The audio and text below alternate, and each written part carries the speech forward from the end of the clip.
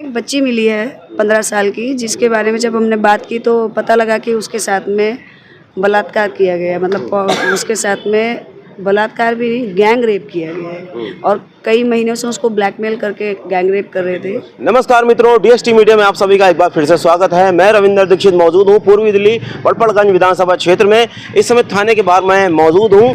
थाना मंडावली और थाना मधु विहार क्षेत्र लगता है। यहाँ पर एक मामला आया है। एक नाबालिग बच्ची है, 15 साल की बताई जा रही है और उस नाबालिग बच्ची के साथ कुछ विशेष समुदाय से जुड़े हुए लोग हैं और साथ ही साथ जिस धर्म से लड़की ताल्लुकात रखती है, एक व्यक्ति और भी है जिसका उसी धर्म का ही लड़का है। यानी कि दो विशेष समुदाय से ताल्लुकात रखते हैं।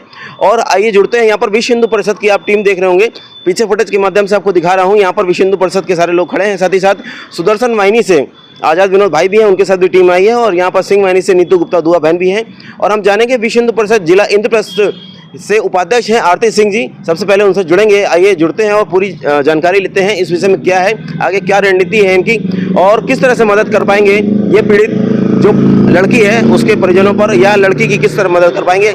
आइए जुड़ते हैं। आइए मित्रों, मिलवाते हैं आपको विश्व हिंदू परिषद जिला इंद्रप्रस्थ की उपाध्यक्ष हैं आरती सिंह जी, और यहाँ पर मौजूद हैं अभी। और एक विषय है, उस विषय को लेकर यहाँ पर आपको बता दूं सारे लोग मौजूद हैं। जिस तरह से आप देख रहे होंगे, थाना मधु विहार मंडावली थाना लगता है। यहाँ पर सारे लोग इस समय मौजूद हैं और यहाँ पर आरती बहन है जैसे कि उपाध्यक्ष हैं, तो इस मामले को देख रही है, जानकारी प्राप्त करेंगे। हाँ जी, नमस्कार जी, अपना परिचय दें पहले। जय श्री राम। मैं आरती सिंह, जिला उपाध्यक्ष इंद्रप्रस्थ जिले से विश्व हिंदू परिषद। जैसे आप देख पा रहे होंगे, यहाँ पर इनकी जो टीम है महिलाओं की और यहाँ पर आ चुकी है, तो फिर से जानकारी प्राप्त करेंगे। हाँ, पूरा मामला जैसे बता रहे थे, यहाँ थाना मधु विहार लग रहा है आपका है? थाना मंडावली है, बराबर मंडावली के अंतर्गत ये मामला है। क्या है पूरा मामला?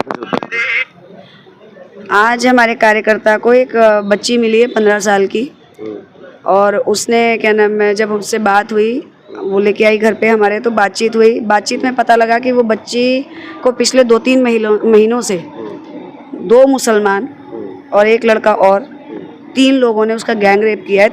3 महीने से उसका कंटिन्यूअस उसका बलात्कार किया जा रहा था, उसका शोषण किया जा रहा था। अभी वो अपना घर छोड़ के भाग आई है क्योंकि उसकी बड़ी बहन को और छोटी बहन को भी इन्वॉल्व करने की वो कहा था कि बड़ी बहन से दोस्ती करा दो और छोटी बहन को साथ लेके आओ। इसलिए वो अपना घर छोड़ के जा रही थी, जैसा कि हम लोगों को उसने बताया है। तो उसको नशे की स्टिंग देते थे, नशा डाल के, जिसमें नशे के बाद में उसके साथ वो तीनों गैंग रेप कर रहे थे। आज मार्च से लेके और ये जुलाई आ गई, कंटिन्यू उसके साथ चल रहा था। तो अभी वो लड़की को हमने थाने में दिया है। तो जो 3 लोग हैं, 3 लोग जो हैं, उनके नाम क्या हैं?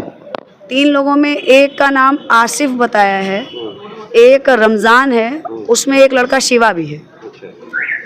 तो ये तीनों ने मिलकर एक लड़की के साथ, और कितने वर्षीय लड़की है? लड़की 15 साल की है। 15 साल की। जी। तो इस मामले को लेकर आए हैं अभी, तो पुलिस की यहाँ पर इस पर क्या प्रतिक्रिया है? अभी पुलिस देख रही है, कंप्लेंट लेंगे, कंप्लेंट लेके देखते हैं क्या कार्रवाई होती है, फिर आके ही जानकारी आपको दे देंगे आगे। हमारी ये कार्यकर्ता है सीमा जी। पीड़ित परिजन हैं अभी, वो कहाँ पर है? अभी उसने अपना पता बताने से मना किया है क्योंकि वो ये डर हो रहा है उसको कि अगर हमें पता बताया तो हम उसको वापस उसके घर भेज देंगे। तो थोड़ा सा उसके और अभी काउंसलिंग करके और पता बताएंगे उसको। अभी हमने ये कहा कि हम तुझे घर नहीं भेजेंगे और बेफिक्र है, तेरे घर वालों को भी कुछ नहीं होगा। तो वो थाने तक आई है। मतलब धमकी वगैरह भी दी जा रही थी क्या? हाँ, धमकी दे रहे थे। उसकी वीडियो बना रखी है, इंस्टाग्राम पे डालने की धमकी दे रहे थे। उसकी कुछ फोटोज वगैरह इंस्टाग्राम पे डाल भी दी हैं। और अभी भी ये कहा था कि अगर तूने किसी को इस बारे में बताया तो तेरे घर वालों को जान से मार देंगे, तेरे को मार देंगे। और जो आसिफ लड़का है उसने कहा था कि तू मेरे धर्म में आ जाएगी तो बड़ा खुश रहेगी। इस तरीके का धर्म परिवर्तन का भी मामला उसके साथ रहा है। तो ये जो लड़के हैं, ये कहाँ के निवासी, ये कहाँ रहते हैं? ये उसके पड़ोसी हैं, इतना बताया उसने, लेकिन अभी घर का पता नहीं बताया। तो क्षेत्र कौन सा है एग्जैक्टली उसने अगर क्षेत्र बता दिया होता तो हम उस थाने में जाते। तो अभी क्षेत्र भी उसने नहीं बताया।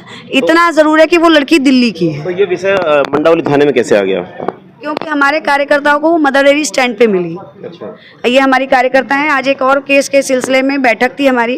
क्या नाम है आपका? मेरा नाम सीमा है। मैं ऐसे ही किसी बैठक के मामले में जा रही थी, तो मैंने देखा ये बस स्टैंड पे बड़ी मासूम सी मतलब बड़ी उदास सी मतलब मैंने देखा परेशान लड़की है, तो मैंने इससे बात करने की कोशिश की।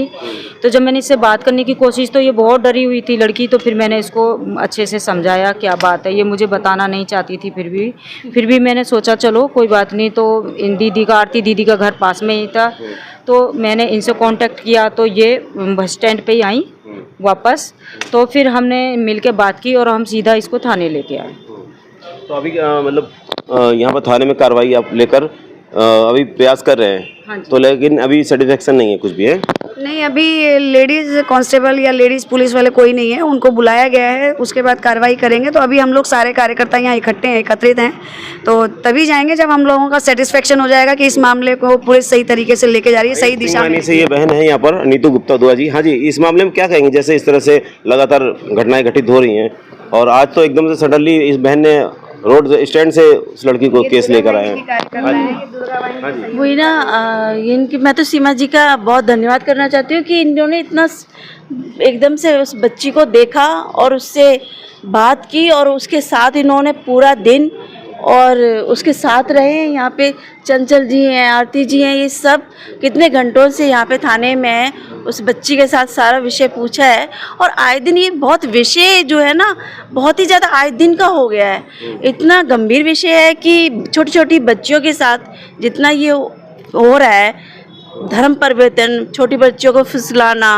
हाँ जी, चंचल जी क्या कहेंगी इस विषय को लेकर? देखिए भाई साहब, विषय तो गंभीर है ही और ये जागरूकता की भी बात है। सीमा जी का तो आभार व्यक्त करना चाहिए कि उन्होंने अपनी जागरूकता दिखाई और बच्ची को कैच किया, नहीं तो ये बच्ची शायद आज नहीं होती हमारे बीच, क्योंकि उसने जो कहा बयान दिया है उसमें वो ये कह रही है कि मैं आत्महत्या करने जा रही थी। तो सीधी सी बात है, बच्ची नहीं मिलती।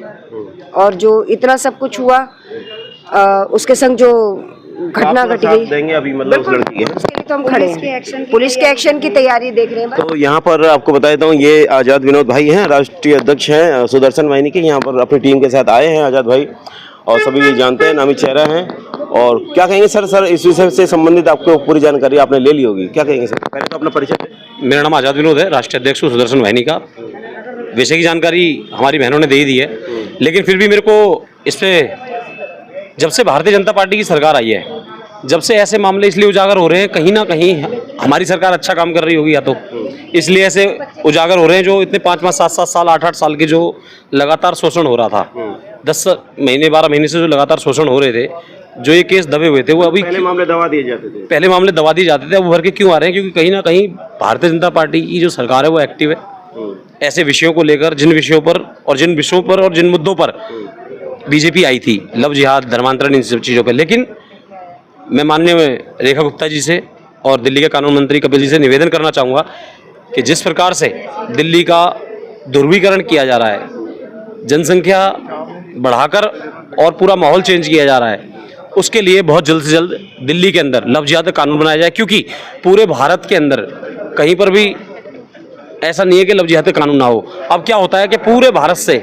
लोग आते हैं दिल्ली में ही और शादी कर लेते हैं, क्योंकि दिल्ली में लव जिहाद का कानून नहीं है, जबकि यहाँ पर सबसे पहले बनना चाहिए था। तो मैं कहना चाहूँगा, अब आपकी सरकार आ गई है और राज्यों की तरह यहाँ पर भी करें। और ऐसे लोग जो इन बच्चियों का बलात्कार कराते हैं, इनका वैश्यालय तक ले जा रहे हैं और जो इनका शोषण कर रहे हैं, उनकी सजा सिर्फ मौत होनी चाहिए या डेथ एंड किल जेल में होना चाहिए कम से कम। मतलब सुदर्शन वाहिनी संगठन के माध्यम से आप जो है जो अभी इस मामले में जो दोषी हैं उनके खिलाफ क्या कहेंगे? यहाँ पर सुदर्शन वाहिनी या विश्व हिंदू परिषद या बजरंग दल वाली बात नहीं, यहाँ पे है एक सनातन बच्ची के सम्मान की बात। और यहाँ पर सब लोग एकजुट होकर खड़े हुए हैं।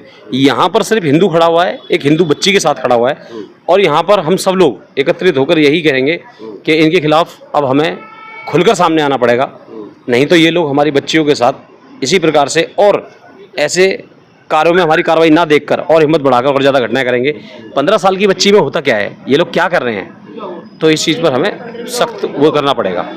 ये भाई ने दे दी बताया, आज़ाद भाई ने अपनी बात रखी है।